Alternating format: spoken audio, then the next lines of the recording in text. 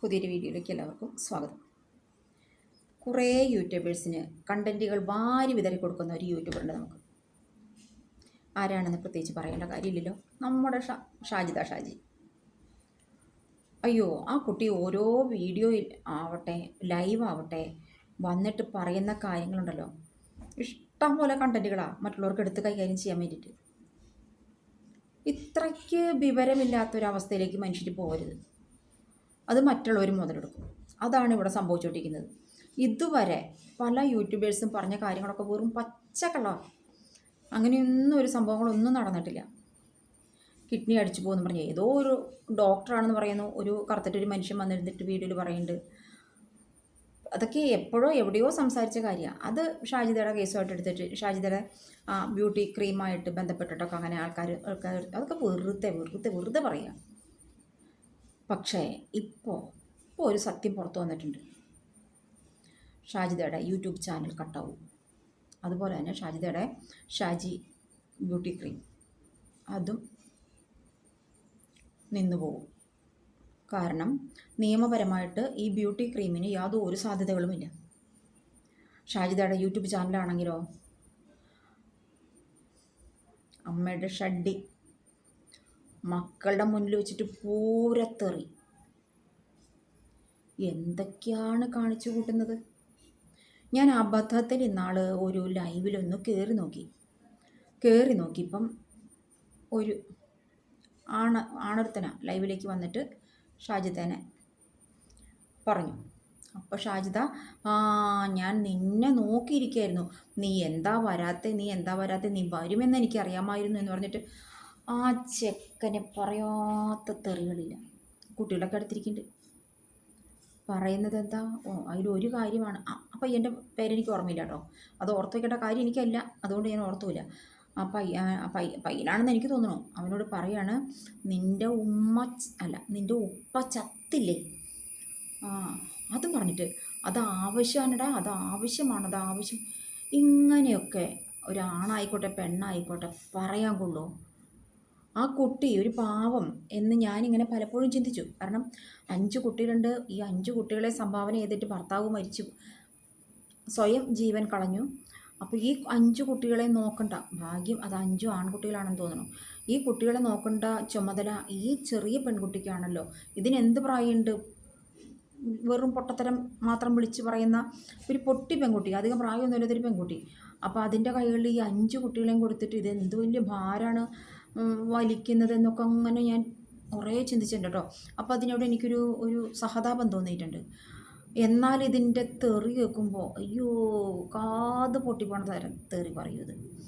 അത് മക്കളൊക്കെ അടുത്തിരിക്കുക പറയണത്. ഇതിനൊക്കെ എതിരായിട്ട് ഡൽഹിയിലെ ഒരു മലയാളി കൂട്ടായ്മ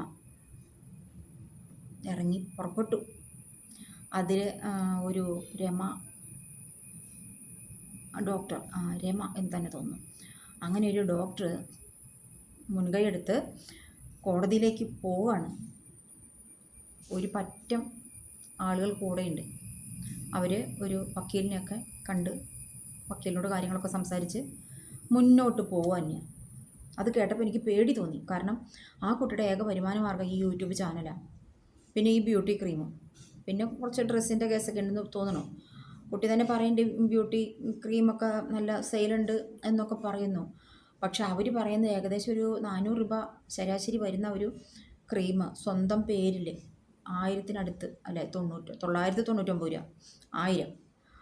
അപ്പോൾ ഇതിങ്ങനെയൊക്കെ ചെയ്യാൻ പാടുള്ളൂ. ഇത് നിയമപരമായിട്ട് സാധ്യതയുള്ള ഒരു സംഭവമാണോ? ഇത് കാര്യങ്ങളൊക്കെ കുട്ടി കൈകാര്യം ചെയ്തിട്ടുണ്ടോ? അത് വെറുതെ എന്തെങ്കിലുമൊക്കെ കലക്കി ഷാജി ബ്യൂട്ടി ക്രീം എന്നും പറഞ്ഞിട്ട് വിപണനം നടത്തുകയാണോ? ഇങ്ങനെയുള്ള കാര്യങ്ങളൊക്കെ അന്വേഷണത്തിന് വരിക. അപ്പോൾ അതോടൊപ്പം ആണ് ഈ കുട്ടി ഇങ്ങനെ തെറ്റായ മെസ്സേജുകൾ സമൂഹത്തിന് കൊടുക്കുന്നു. അത് ഒന്നാമത് ഉമ്മ എത്ര വലിയ തെറ്റുകാരി ആയിക്കോട്ടെ, നമുക്ക് എല്ലാ ഉമ്മമാരൊന്നും നല്ല ഉമ്മമാരൊന്നും അല്ല. ഈ ഉമ്മ എനിക്കറിയില്ല കേട്ടോ, ഞാൻ ഈ ഉമ്മയുടെ കാര്യം പറയുന്നതല്ല. അപ്പോൾ ഈ ഉമ്മേനെ ചീത്ത വിളിക്കുന്നത്, ഉമ്മ നല്ലതോ ചീത്ത ആയിക്കോട്ടെ, എന്തെങ്കിലും നേരിട്ട് പറയാനുണ്ടെങ്കിൽ അതാ വീടിൻ്റെ 4 ചുമരുകൾക്കുള്ളിൽ കഴിഞ്ഞു. ആ 4 ചുമരുകൾക്കുള്ളിലെ കാര്യമാണ് ഈ കുട്ടി വീഡിയോ പിടിച്ചിട്ട് എപ്പോഴും ആ ഉമ്മ തുണി പൊക്കി കാണിച്ചിട്ടുണ്ടാവാം. അതിനാണ് ഉമ്മയുടെ ഷെഡ് ഡാൻസ്, ഉമ്മ തുള്ളുന്നത്. ഇതൊക്കെ നോർമൽ മൈൻഡുള്ളൊരു വ്യക്തി ചെയ്യുന്ന കാര്യമല്ല എന്ന് ഈ മൈൻഡ് നോർമൽ അല്ലാതാവാനുള്ള കാരണം ഈ 5 കുട്ടികളെ നോക്കിക്കൊണ്ട് നടക്കുന്ന ഒരു പെണ്ണെന്ന നിലയിൽ വളരെ ബുദ്ധിമുട്ടാണ്. അപ്പോൾ ആ രീതിയിലാവാം ഈ കുട്ടി ഇങ്ങനെ വയലൻ്റായി വരുന്നത് എന്ന് ഞാൻ വിചാരിക്കുന്നു. പിന്നെ കുറേ യൂട്യൂബേഴ്സും വെറുതെ ഇങ്ങനെ കുത്തി കുത്തി കുത്തി വേദനിപ്പിച്ചുകൊണ്ടിരിക്കുന്ന കുറേ യൂട്യൂബർമാരും. അപ്പോൾ ഇതൊക്കെയാണ് ഈ കുട്ടീനെ ഇങ്ങനെ പറയാനും പ്രവർത്തിക്കാനൊക്കെ പ്രേരിപ്പിക്കുന്നത് എന്ന് ഞാൻ വിചാരിച്ചിരുന്നു. അപ്പോൾ എന്തായാലും നമ്മൾ സംസാരിക്കുന്ന ഭാഷയ്ക്കൊരു ഒരു ഒരു മാന്യതയുണ്ട്. അത് ചില സമയങ്ങളിൽ നമ്മളല്ലാതായി മാറും. അത് അത്തരം സാഹചര്യങ്ങളിൽ. അല്ലാത്ത സമയത്തൊക്കെ പ്രത്യേകിച്ച് നമ്മുടെ കുഞ്ഞുങ്ങളൊക്കെ അടുത്തിരിക്കുമ്പോൾ ഒക്കെ നമ്മളെപ്പോഴും തന്നെ നല്ല ഭാഷ കൈകാര്യം ചെയ്യാനായിട്ട് പഠിക്കണം.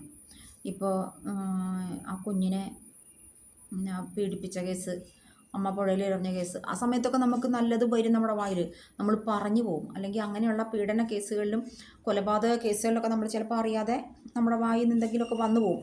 പക്ഷേ നോർമലി നമ്മുടെ ഉമ്മ എന്ത് തന്നെ ചെയ്തോട്ടെ, ആ ഉമ്മേനെ നല്ലത് പറഞ്ഞിട്ട് വേണം വിളിച്ചിട്ട്. അത് വേണം യൂട്യൂബിൽ വീഡിയോ എടുക്കാൻ വേണ്ടിയിട്ടെങ്കിലും നല്ല ഭാഷ സംസാരിച്ചൂടെ? യൂട്യൂബിൽ ഇടാൻ വേണ്ടിയിട്ടെങ്കിലും ഉമ്മ എന്നൊന്ന് വിളിച്ച് സംസാരിച്ച് വീഡിയോ എടുക്കാമായിരുന്നു. അതൊക്കെ ആ കുട്ടി ചെയ്ത തെറ്റ് തന്നെയാണ്. തെറ്റ് തന്നെയാണ്. എനിക്ക് കുറച്ചായിട്ട് ദഹിക്കുന്നില്ല ആ കുട്ടിയുടെ വീഡിയോസും സംസാരവും കാര്യങ്ങളൊക്കെ. പക്ഷേ ഞാൻ വല്ല വഴിക്കും പോട്ടെ, ഇപ്പം അതിനെ തന്നെ പിടിച്ചു തൂങ്ങിയാൽ അതിനേ നേരം ഉണ്ടാവുള്ളൂ. കാരണം അതിനനുസരിച്ച് അത് കണ്ടൻറ്റുകൾ നമുക്ക് തരുന്നുണ്ട്. അപ്പോൾ വല്ല വഴിക്കും പോട്ടെ, നമുക്ക് കിട്ടുന്ന കണ്ടൻറ്റും കാര്യങ്ങളൊക്കെ മതി. അതിൻ്റെ കൂടെ പോയാൽ നല്ല റീച്ച് കിട്ടും. പക്ഷെ അത് വേണ്ടാന്ന് വിചാരിച്ച് ഞാൻ ഇരുന്നതാണ്. പക്ഷേ ഇന്ന് കേട്ട വാർത്ത അത് ഒരു പരിധിവരെ എനിക്ക് വേദന ഉണ്ടാക്കുന്നുണ്ട്. കാരണം അതിൻ്റെ ചാനൽ നിന്ന് പോവുക, അതിൻ്റെ ബ്യൂട്ടി ക്രീം നിന്ന് പോവുക, നിർത്തലാക്കുക. ഇതൊക്കെ ചെയ്യുക എന്ന് പറയുമ്പോൾ വിഷമമുണ്ട്.